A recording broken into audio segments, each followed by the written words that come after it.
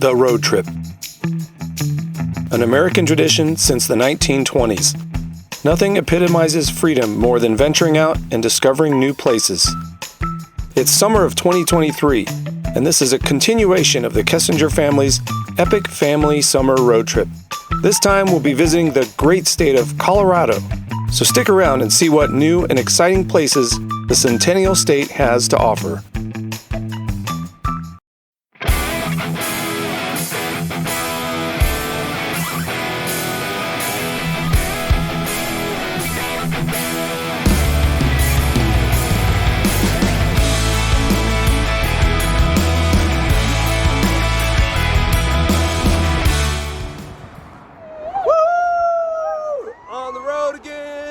I just can't wait to get on the road again.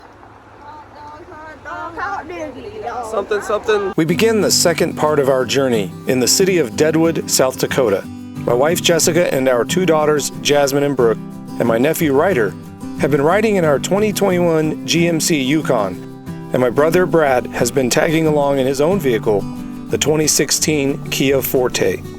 This morning we parted ways with my mom, who is heading back home to Reliance, South Dakota. And our destination for the day will be a small town just west of Glenwood Springs called Newcastle, Colorado. See you in 5 minutes at Tin Lizzie.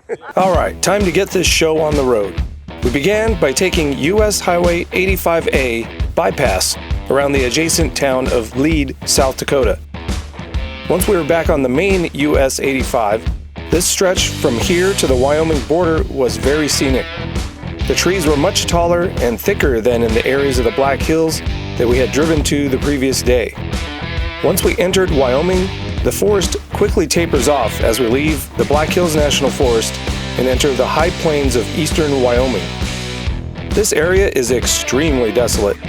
It's about 80 miles between the towns of Newcastle and Lusk, Wyoming, with not a whole lot in between.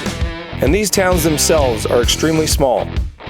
Although they do have basic services such as gasoline and cellular service, once we headed west out of Lusk, we passed one of the smallest towns in the area called Lost Springs, which has a whopping population of 6 people. These small towns make Reliance, South Dakota look like a metropolis. Not long after we made a quick pit stop at the Oren Junction rest area and finally hopped on Interstate 25, heading southbound towards Cheyenne. And once past Cheyenne, we finally entered the great state of Colorado.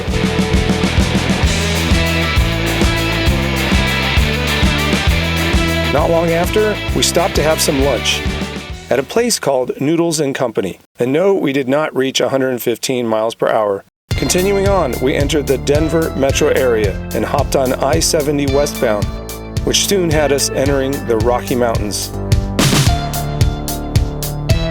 In my opinion, the drive along Interstate 70 between Denver and Grand Junction is the most beautiful interstate drive in the country. If you have not driven it and you're a person who loves to drive the interstates, you must put this on your bucket list.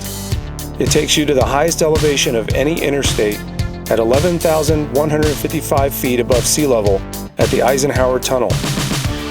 It is an engineering marvel that takes you alongside mountains into many long and deep tunnels underneath hundreds of feet of rock and on bridges through deep canyons. It is absolutely beautiful and it is a thrill to drive. So, after a few hours on the mountainous Interstate 70, we finally made it to our hotel in Newcastle, Colorado.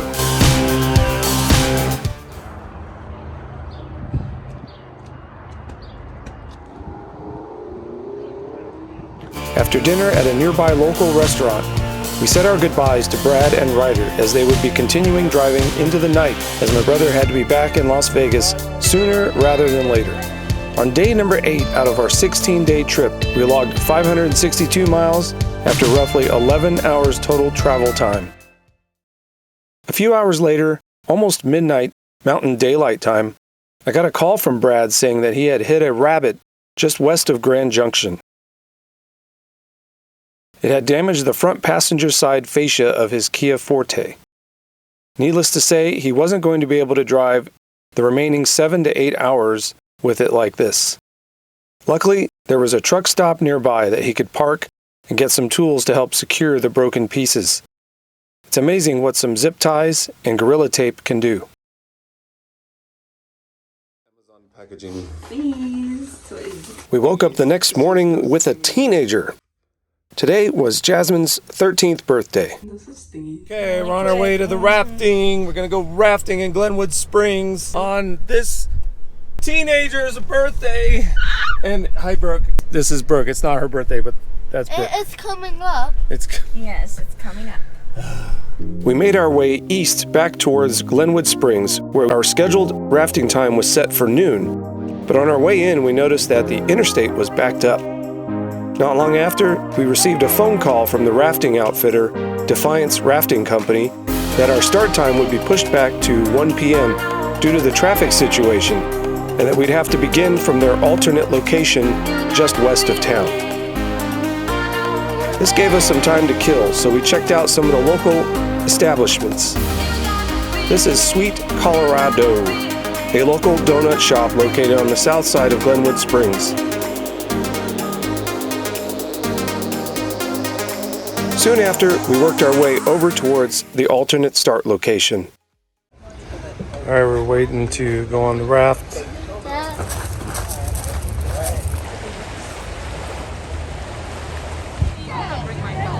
No. So, Clevenger, party of two. After a little bit of waiting, the organizers finally got everyone outfitted and loaded up onto buses to drive us to our launch location along the Roaring Fork River at the town of Carbondale.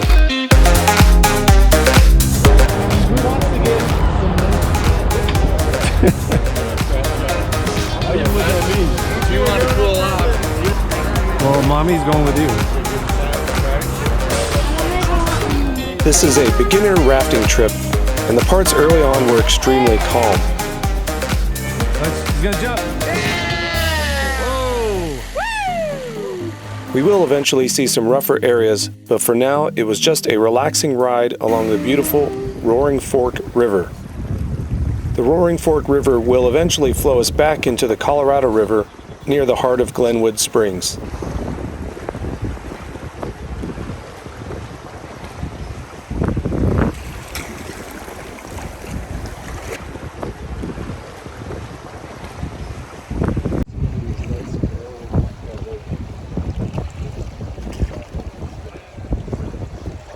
As we moved along, we saw lots of people boating and fishing.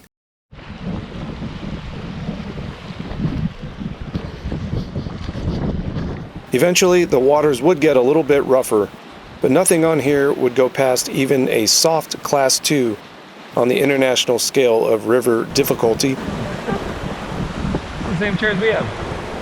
Oh yeah, look at this.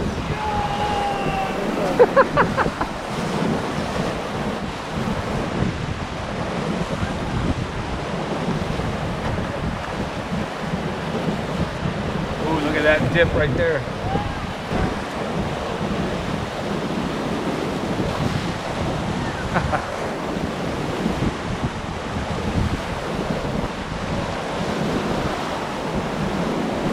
Whoa! Forward paddle. Let's get around.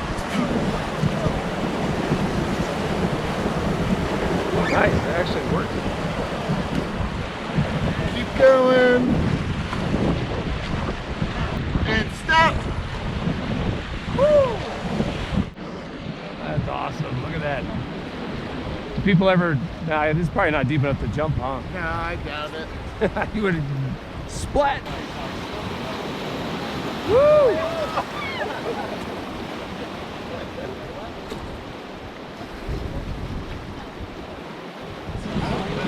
Oh, I see.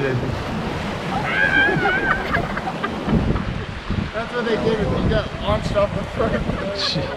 Shortly after, we spilled into the Colorado River. There was a calm section that our instructor allowed us to jump in and take a dip in the icy cold waters.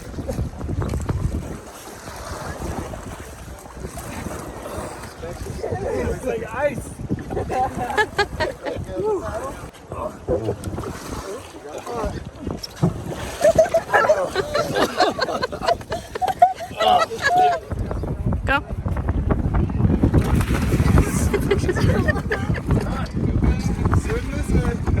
Both Jasmine and Brooke wanted to take a dip in the water, but Jessica would not have any of it.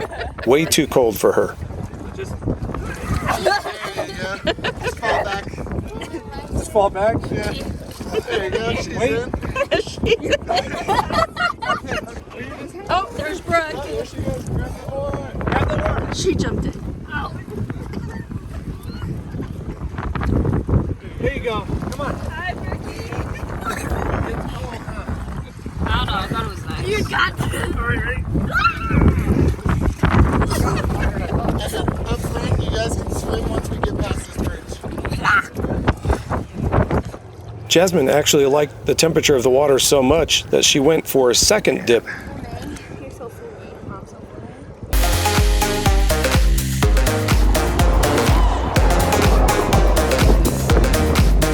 Approaching the exit point, we pass by this man-made break in the water, which is part of the Glenwood Whitewater Park. This intentional break in the water has been placed here to simulate whitewater conditions, and many use it to test their skills. Our instructor warned us to stay as far right as possible because he said we'd for sure have someone fall out of the raft. Afterwards, we relaxed and rejuvenated in the 100-degree-plus spring waters of the Iron Mountain Hot Springs. What a relaxing way to end the day. On this 9th day of our trip, we traveled roughly 50 miles total, with 15 of those being on the water.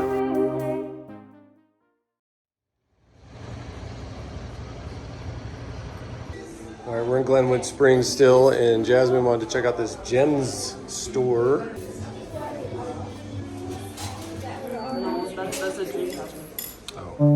Now we were beginning to make our way over to Durango, Colorado, as we were scheduled to ride the Durango-Silverton narrow gauge railway the next day. The route we are taking will take us on a stretch of road called the $1 Million Highway. Right now we were continuing westbound on Interstate 70 towards the city of Grand Junction.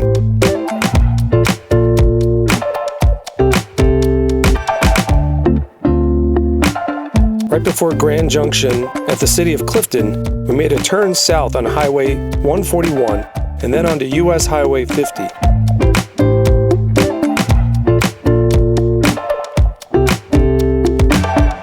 We passed the city of Delta, and here we begin to see the San Juan Mountains. Once we passed Montrose, the San Juans really became the more prominent geographical feature.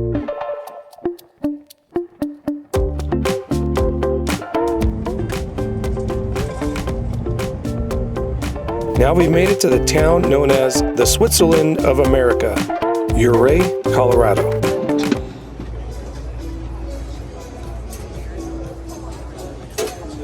The views from this restaurant were just incredible.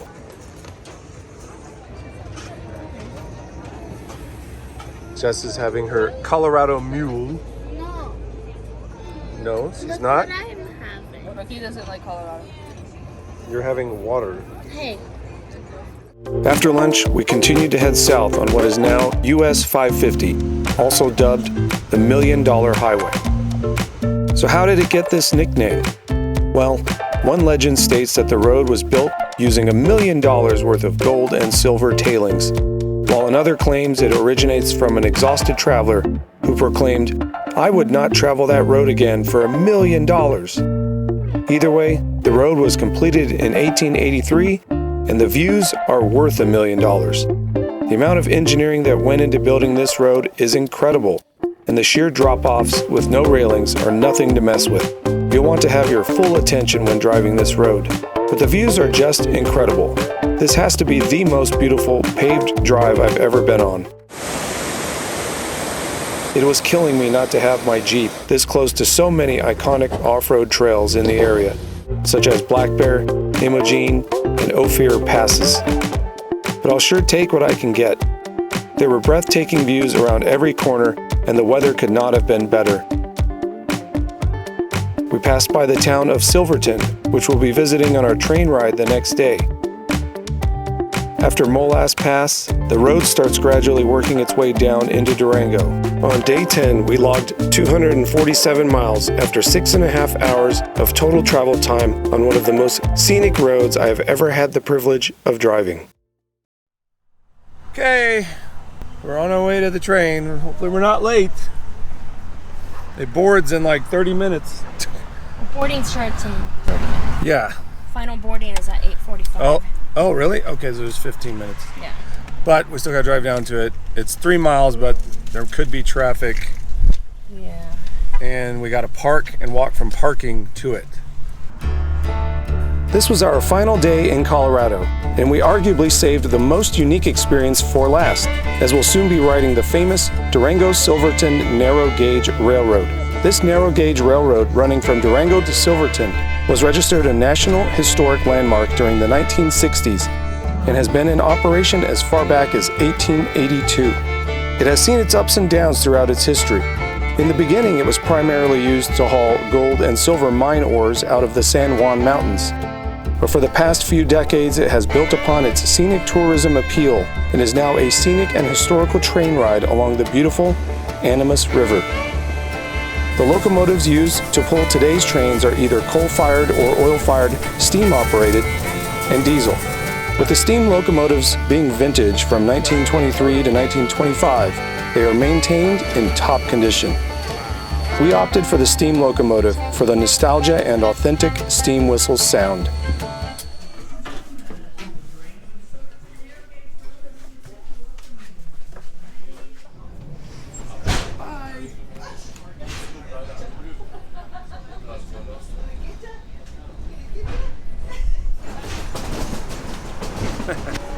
Jasmine.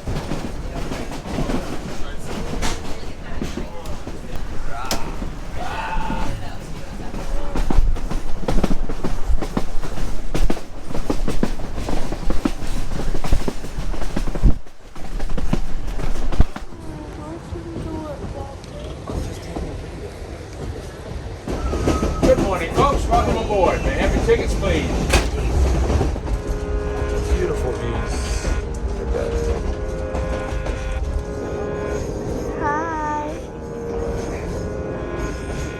The train snakes its way north from Durango along the fertile Animas River Valley.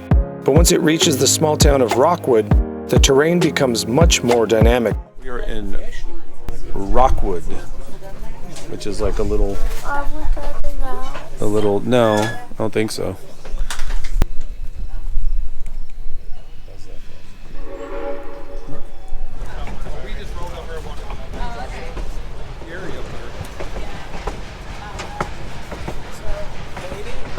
After the train stopped at Rockwood, it began slowly going through a narrow stretch of rock, and that's when we heard that classic steam engine whistle.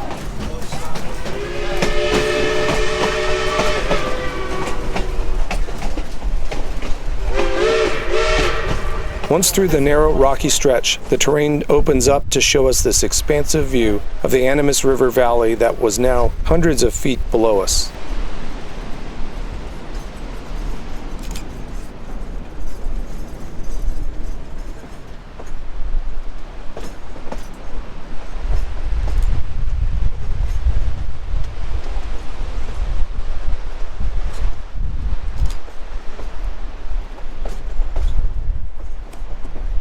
What do you think, Jasmine?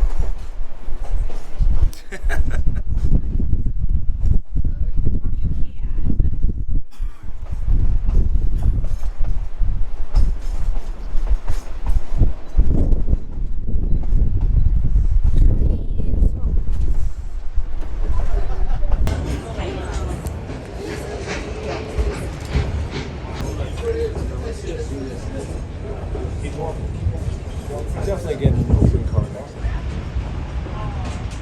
Could you make it one Hang on. As we made our way upriver, we found ourselves now down closer to the river as the train crosses it several times.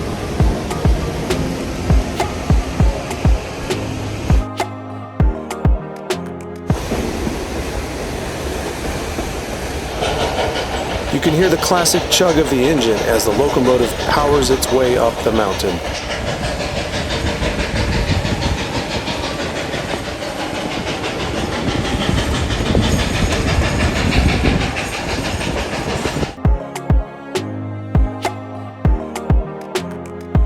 Here we found ourselves at the base of mountain peaks reaching above 13,000 feet, making these close to 4,000 feet above our vantage point.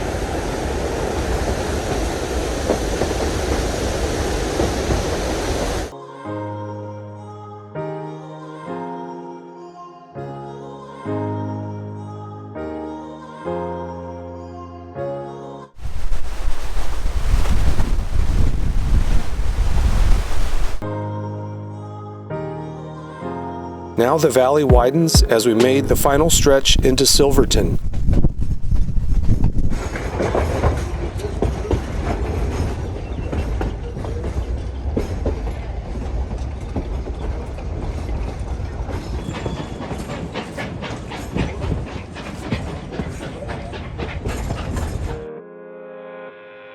After 45 miles and 3.5 hours, we were now in the historic town of Silverton, Colorado, where we had lunch and browsed some of the local gift shops.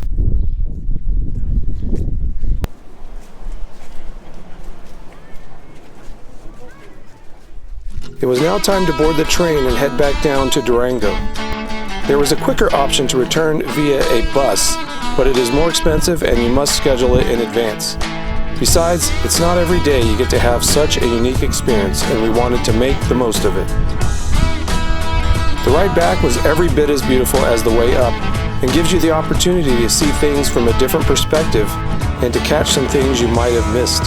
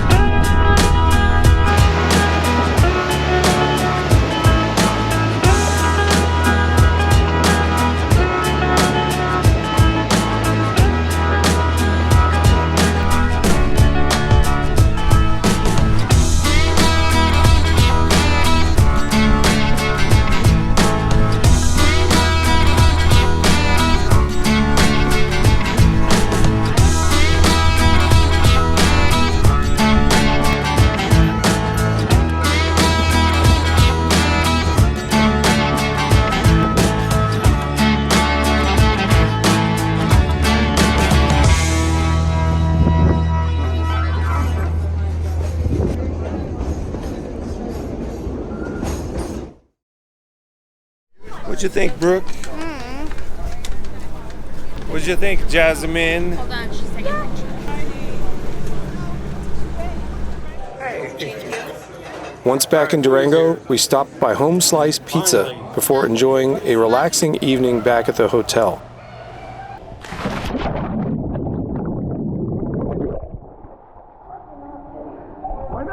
This was a well-deserved break as we will continue on our journey to Las Vegas the following day.